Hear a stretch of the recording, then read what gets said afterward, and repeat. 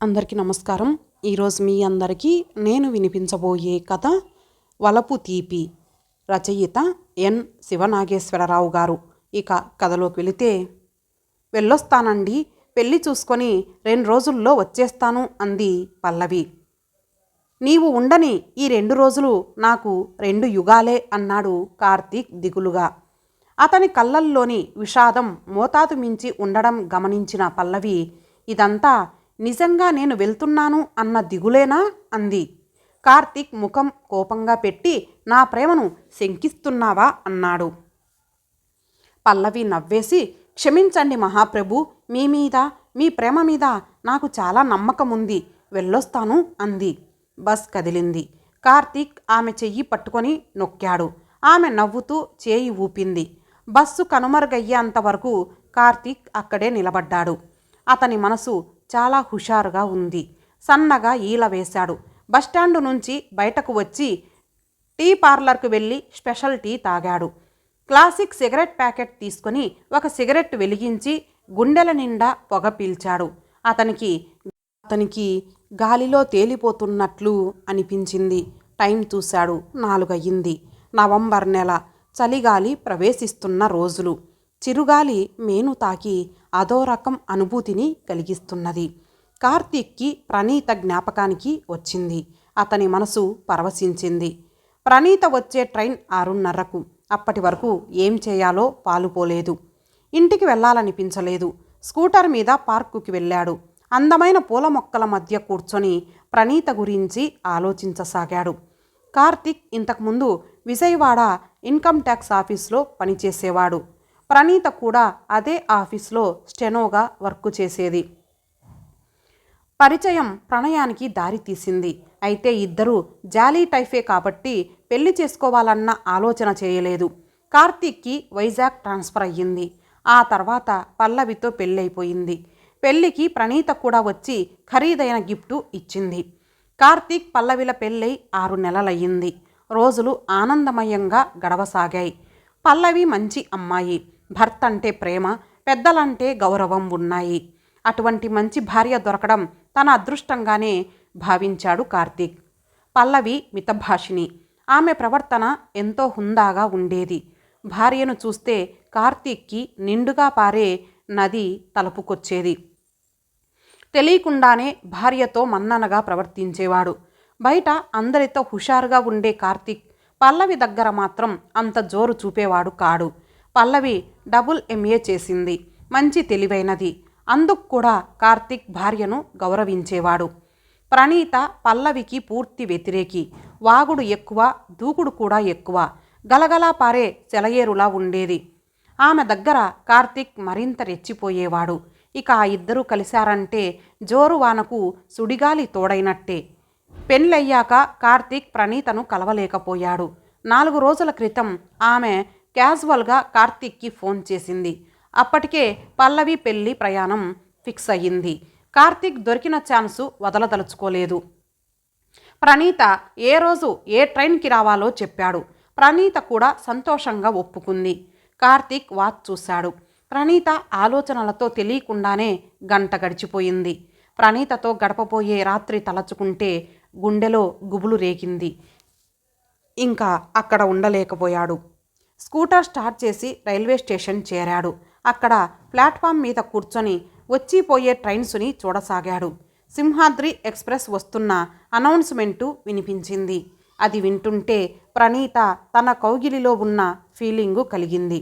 కొద్ది నిమిషాల్లో ట్రైన్ వచ్చింది. కార్తీక్ ఒక్కో కంపార్ట్మెంటు చూస్తూ చకచక నడవసాగాడు. ప్రణీత కనిపించింది. అతని ముఖం సంతోషంతో వికసించింది. చిరునవ్వుతో దగ్గరకు వెళ్ళి, వెల్కమ్ టు వైజాగ్ అని ప్రణీత చేతిని తన చేతిలోకి తీసుకొని గట్టిగా నొక్కాడు. నిన్ను చూసి ఎన్ని రోజులయ్యింది, ప్రయాణంలో ప్రతి నిమిషం యుగంలా గడిచింది అంది ప్రణీత. ఆమె కార్తీక్ చేతిని వదిలిపెట్టలేదు. ఆమె లగేజీ ఏం తీసుకురాలేదు.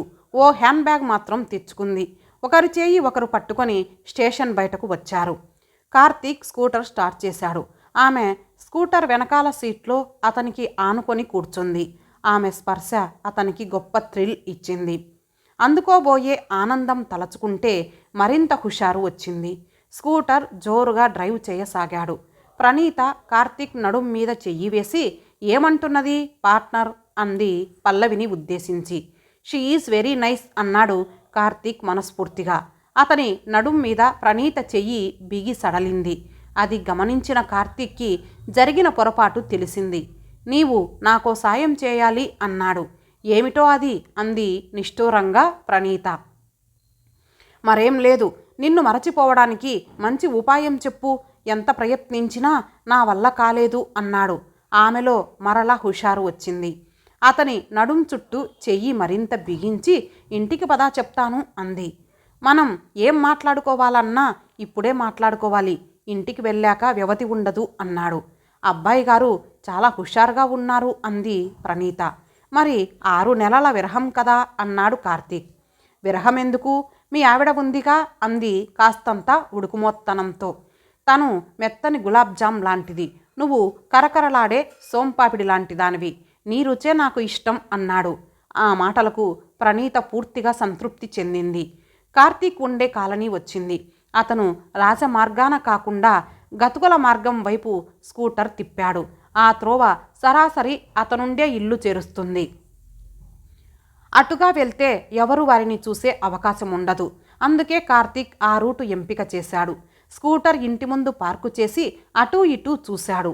ఎవరూ తమను చూసే ఛాన్సు లేదని నిర్ధారించుకొని తలుపు తాళం తీశాడు. లోనికి రాగానే ప్రణీత హ్యాండ్ బ్యాగ్ ప్రక్కన పెట్టి మంచం మీద వాలిపోయింది. అదే పల్లవి అయితే ప్రయాణం చేసి వచ్చినా స్నానం చేసే వరకు మంచం మీద కూర్చోదు. అటువంటి సమయంలో సైతం భార్య జ్ఞాపకం రావడం కార్తీక్కి ఆశ్చర్యం కలిగించింది. అతను మంచం అంచున కూర్చొని ఆమె చేతిని తన చేతిలోకి తీసుకొని ముద్దాడుతూ, 6 నెలల కబుర్లు చెప్పు అన్నాడు. ఇంతకుముందు స్కూటర్ మీద వచ్చేటప్పుడు ఇంటి దగ్గర మాట్లాడుకునే వ్యవధి ఉండదన్నావు. అది విని నేనెంతో ఎక్స్పెక్ట్ చేశాను. ఇప్పుడు పప్పుసుద్దలా మాట్లాడుతున్నావు అంది ప్రణీత చిలిపిగా. ప్రయాణంలో అలసిపోయి ఉంటావని జాలిపడుతున్నాను అన్నాడు కార్తీక్. నేను అలసిపోయేదెప్పుడో నీకు తెలియదా అంది ప్రణీత సన్నగా కన్నుగొడుతూ. అతను మరిక ఉపేక్షించలేదు. ప్రణీతను బలంగా కౌగిలించుకొని ముద్దాడాడు. కొద్ది క్షణాలు వారిద్దరూ ఈ ప్రపంచాన్ని మరచిపోయారు. రసగంగలో తేలియాడారు. ఆనందపు టంచుల నుంచి మామూలు స్థితికి వచ్చేసరికి చాలా సమయమే పట్టింది. అర్జెంటుగా స్నానం చేయాలి అంది ప్రణీత. అది ఇప్పుడు గుర్తుకు వచ్చిందా అన్నాడు కార్తీక్. మరి నీకు విశ్రాంతి కావాలి కదా అంది ప్రణీత నవ్వుతూ. నిన్ను క్షణం విడిచేది లేదు అన్నాడు. మీ మగవాళ్ళు గొప్ప మోసగాళ్ళు. 6 నెలలు కనీసం పోస్ట్ కార్డైనా రాయకుండా గడిపేశావు. ఇప్పుడేమో నన్ను చూడకుండా బ్రతకలేనంతగా ఎక్స్ప్రెషన్ ఇస్తున్నావు అంది ప్రణీత. నాకు నీలో నచ్చేది అదే. కడుపులో ఏం దాచుకోవు అన్నాడు కార్తీక్. నీ దగ్గర ఎప్పుడేం దాచాను గనుక అంది. ప్రణీత స్నానం చేసి వచ్చేసరికి అతను టీ తయారు చేశాడు. ఇద్దరూ టీవీ చూస్తూ టీ తాగారు. యాలకుల టీ బాగుంది. ఎవరు నేర్పారు? నీ శ్రీమతేనా ఆరా తీసింది ప్రణీత. కార్తీక్ సమాధానం ఇవ్వబోతుండగా ఫోన్ రింగ్ అయ్యింది. ప్రణీత రిసీవర్ తీసింది. కార్తీక్ ఆమెను వారించి, పల్లవి ఫోన్ చేసే ఛాన్సు ఉంది, నీవు మాట్లాడితే తనకు అనుమానం వస్తుంది అని తాను మాట్లాడాడు. అయితే అది పల్లవి దగ్గర నుంచి వచ్చిన ఫోన్ కాల్ కాదు. కొంచెంసేపు గార్డెన్లో కూర్చుందాం అంది ప్రణీత. ఇద్దరూ బయట కూర్చున్నారు. పూల కుండీలోని విరిసిన తెల్ల గులాబీ చూసి ప్రణీత ముచ్చటబడి కోయబోయింది. ప్లీజ్ అని ఆమెను వారించాడు కార్తీక్. ఏం అందమైన గులాబీ నా జడలో చూడాలని లేదా అని అడిగింది ప్రణీత. అది నీవు కోస్తే ఇంటికి ఓ అమ్మాయి వచ్చిందని పల్లవి గ్రహించగలదు అన్నాడు కార్తీక్. నీ భార్య అంటే నీకంత భయమా అడిగింది ప్రణీత. భయం కాదు, నా తప్పు మరొకరు తెలుసుకోవడం నాకిష్టముండదు అన్నాడు కార్తీక్. చేసేది తప్పు అనుకున్నప్పుడు ఇప్పుడు నన్ను పిలిపించడం ఎందుకు అంది ప్రణీత మూతి ముడుస్తూ. ఇక్కడ చలిగా ఉంది, లోపలకు పోదాం అన్నాడు కార్తీక్ మాట మారుస్తూ. చలి సంగతి తర్వాత, ముందు నా ఆకలి సంగతి చూడు అంది ప్రణీత. ఏ ఆకలి అని అమాయకంగా అడిగాడు కార్తీక్. యూ నాటి అని అతని చేయి గిల్లింది ఆమె. ఈ అలవాటు నీకింకా పోలేదా అని అడిగాడు అతను. ఇద్దరూ లోనికి నడిచారు. బయటికెళ్ళి బిర్యానీ తెస్తాను అన్నాడు కార్తీక్. వద్దు, నాకు వంట వచ్చు అని ప్రణీత అరగంటలో అన్నం వండి చారు పెట్టి ఆమ్లెట్స్ వేసింది. ఇద్దరు భోజనం చేశారు. ఆ రాత్రి వారిద్దరికీ శివరాత్రే అయ్యింది. తెల్లవారుజామునే ప్రణీత బయలుదేరిపోయింది. అతను ఆమెను స్టేషన్కు తీసుకువెళ్ళి ట్రైన్ ఎక్కించాడు. ట్రైన్ బయలుదేరుతుండగా, నీవిచ్చిన ఆనందం చాలా కాలం వరకు మరచిపోలేను, థ్యాంక్ యూ అన్నాడు. ప్రణీత తృప్తిగా నవ్వింది. ఇల్లు చేరిన కార్తీక్ ఒక ఆడపిల్ల తమ ఇంటికి వచ్చి ఒక రాత్రి గడిపిన సంగతి భార్యకు తెలియకుండా ఎటువంటి జాగ్రత్తలు తీసుకోవాలా అని ఆలోచించాడు. అతను ఉదయం ప్రణీత తల దువ్వుకున్న దువ్వెన తీశాడు. దానికి పొడవాటి శిరోజాలు చుట్టుకుపోయి ఉన్నాయి. వాటిని జాగ్రత్తగా బయటకు తీసి ఒక పేపర్లో చుట్టాడు. బెడ్షీట్ మీద అక్కడక్కడ పూలు కనిపించాయి. వాటినన్నిటినీ జాగ్రత్తగా ఏరాడు. ప్రణీతను కౌగిలిలో బంధించినప్పుడు ఆమె మట్టి గాజుల్లో ఒకటి చిట్లింది. అప్పుడు దాన్ని డస్ట్బిన్లో పడేశాడు. ఇప్పుడు దాన్ని బయటకు తీసి జాగ్రత్తగా పరికించాడు. ఇంకాస్త ముక్క మిస్ అయినట్లు తెలిసింది. కార్తీక్ దానికోసం అన్వేషించాడు. అది మంచానికి పరుపుకి మధ్యనున్న సందులో ఇరుక్కొని ఉంది. దాని సంగతి పట్టించుకోకపోతే పల్లవికి ఎవరో అమ్మాయి వచ్చిన సంగతి తెలిసిపోయి ఉండేది అనుకున్నాడు కార్తీక్. వాటన్నిటినీ జాగ్రత్తగా బయట పారేశాడు. ప్రణీత వాడిన పర్ఫ్యూమ్ వాసన బెడ్షీట్కు అంటి ఉండవచ్చు అనుకొని ఊహించి దాన్ని శుభ్రంగా ఉతికి ఆరేశాడు. బెడ్ అంతా సరిచేసి ఇల్లంతా శుభ్రంగా చీపురుతో చిమ్మాడు. మరేం పర్లేదు, అంతా సవ్యంగా ఉందని నిర్ధారించుకున్నాక స్నానం చేయడానికి బాత్రూంకి వెళ్ళాడు. స్నానం చేస్తుండగా కార్తీక్ దృష్టి గోడకు అంటి ఉన్న బొట్టు బిళ్ళ మీద పడింది. అయ్య బాబోయ్, దీన్ని గమనించకపోతే కొంప మునిగేది అనుకుంటూ దాన్ని సింకులో పడేసి కుళాయి తిప్పాడు. స్నానం అయ్యాక కాఫీ తాగి సుఖంగా పడుకున్నాడు. మెలకువ వచ్చాక మధ్యాహ్నం అయ్యింది. హోటల్కెళ్ళి భోజనం చేసి వచ్చాడు. మర్నాడు పల్లవి వచ్చే సమయానికి కార్తీక్ మరోసారి ఇల్లంతా చెక్ చేశాడు. ఏ రకంగానూ పల్లవి ప్రణీత సంగతి తెలుసుకోలేదని నిర్ధారించుకున్నాడు.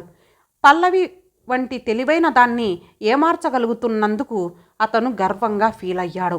పల్లవి వచ్చింది. వారం గడిచింది. ఆమె అతని మీద ఎటువంటి అనుమానం వ్యక్తం చేయలేదు. కార్తీక్ మనసులో తప్పు చేసిన ఫీలింగ్ పూర్తిగా పోయింది. మధ్య మధ్యలో అతను తను తీసుకున్న జాగ్రత్తలు గుర్తు చేసుకుని తన తెలివితేటలకు మురిసిపోయాడు.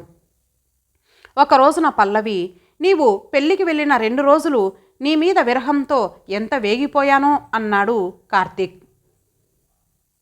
విరహమెందుకు, నేను లేనప్పుడు మన ఇంటికి ఓ అమ్మాయి వచ్చిందిగా అంది పల్లవి కూల్గా. అమ్మాయా, అటువంటిదేం లేదే, నీవు జోక్ చేస్తున్నట్లున్నావు అన్నాడు కార్తీక్. దొంగ దొరికిపోబోయే ముందు ఎలా భీతి చెందుతాడో అలా ఉంది అతని స్థితి. చూడండి, మన పెళ్ళై 6 నెలలయ్యింది. నా గురించి మీకు, మీ గురించి నాకు పూర్తిగా తెలియదు. అందుకే నా పాలసీ చెబుతున్నాను. మీకు నచ్చిన అమ్మాయిని మీరు ధైర్యంగా నేనుండగానే ఇంటికి తెచ్చుకున్నా నేను బాధపడను. కానీ అబద్ధాలు చెప్పి నన్ను మోసగించాలి అనుకుంటే మాత్రం నాకు అసహ్యం అంది పల్లవి. ఆ మాట అతని హృదయాన్ని బలంగా తాకింది. తీవ్ర ప్రకంపనలు సృష్టించింది. కార్తీక్కి విషయం అవగతమయ్యింది. నిజం పల్లవికి తెలిసిపోయింది. తనిప్పుడు అతి తెలివి ప్రదర్శిస్తే అసలుకే ఎసరు వస్తుంది. నిజాయితీగా నిజం ఒప్పుకోవడమే మంచిదని భావించాడు. సారీ పల్లవి, నేను తప్పు చేశాను అని స్పష్టంగా ఒప్పుకున్నాడు. పల్లవి కళ్ళు మెరిశాయి. తప్పు చేయలేదని బుకాయించడం మరొక తప్పు వైపు నడిపిస్తుంది. తప్పు చేశానని ఒప్పుకోవడం ఆ తప్పుకు సమాధి అవుతుంది. నిజానికి తప్పు మీ ఒక్కరిదే కాదు. నా వలపు తీపి రుచి చూశాక కూడా మీరు మరొక అమ్మాయి వైపు మొగ్గు చూపారంటే నాలోనే ఏదో లోపముంది అంది పల్లవి సాలోచనగా. తన తప్పును కూడా ఆమె తప్పుగా స్వీకరిస్తున్న భార్య వైపు కార్తీక్ ప్రేమగా చూశాడు. తప్పు చేసి భార్యకు దొరికిపోయినందుకు అతను సిగ్గుపడ్డాడు. మరెప్పుడు అటువంటి తప్పు చేయకూడదని చిత్తశుద్ధితో అనుకున్నాడు. అయితే తను అన్ని జాగ్రత్తలు తీసుకున్నా ప్రణీత వచ్చిన సంగతి పల్లవికి ఎలా తెలిసిందో అర్థం కాలేదు. ఆ విషయమై చాలా రోజులు ఆలోచించాడు. చివరికి ఓ రోజు, పల్లవి, నేను తప్పు చేశాను. అయితే అది నీకు తెలియకూడదని చాలా జాగ్రత్తలు తీసుకున్నాను. అయినా నీకెలా తెలిసిపోయిందో చెప్పవా ప్లీజ్ అని అడిగాడు. నేను వాడే స్టిక్కర్స్లలో ఒకటి తగ్గింది. ఆ బొట్టు బిళ్ళలు అట్టకు అంటించి ఉంటాయి. అందుకే మిస్ అయిన బొట్టు బిళ్ళ గురించి సులువుగా తెలిసిపోయింది. అది వాడే అవసరం అమ్మాయిలకే. మీరు బయట ఎలా ఉంటారో చూచాయగా విన్నాను. నా అనుమానానికి మీ క్యారెక్టర్ జోడించి ఏం జరిగి ఉంటుందో ఊహించాను అంది. అది విన్న కార్తీక్ నాలుక కరచుకున్నాడు. ప్రణీత బాత్రూంలో వదిలిన బొట్టు బిళ్ళను తీసి పారేశాడు. కానీ ఆమె మరో బొట్టు బిళ్ళ పెట్టుకొని ఉంటుందన్న విషయం నిర్లక్ష్యం చేసినందుకు సిగ్గుపడ్డాడు. ఆ తర్వాత పల్లవి నుదుటి మీద బొట్టు బిళ్ళను చూసినప్పుడల్లా అతనికి తాను చేసిన తప్పు గుర్తుకు వచ్చేది. పల్లవి వలపు తీపి బొట్టు బిళ్ళల సదా కార్తీక్ హృదయాన్ని అంటి ఉండి అతని పాలిట రక్షణ కవచమయ్యింది. ఇంతటితో ఈ కథ సమాప్తం. మరలా మరొక మంచి కథతో కలుద్దాం. అంతవరకు సెలవు. నమస్తే.